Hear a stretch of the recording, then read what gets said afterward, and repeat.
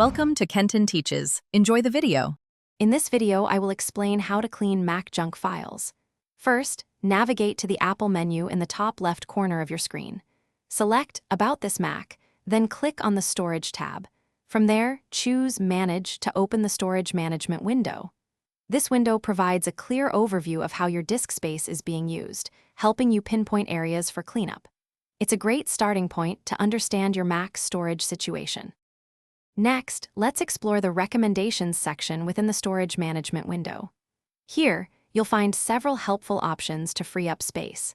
Consider enabling Store in iCloud to move documents and photos to the cloud, saving valuable local disk space.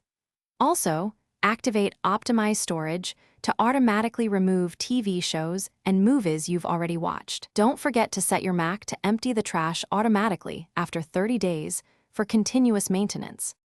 Now, let's tackle some manual cleaning. Open your Downloads folder and sort by size or date to easily spot and delete large, unneeded files. Many users find several gigabytes of old installers or documents here.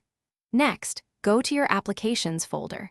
Drag any applications you no longer use to the trash.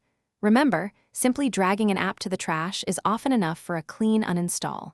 This can free up significant space. Finally, let's clear out some hidden junk. Open your web browsers and clear their cache and history. This can often reclaim hundreds of megabytes. For a deeper clean, navigate to your User Library folder, then to Caches, and delete the contents of these folders. Be careful not to delete the folders themselves.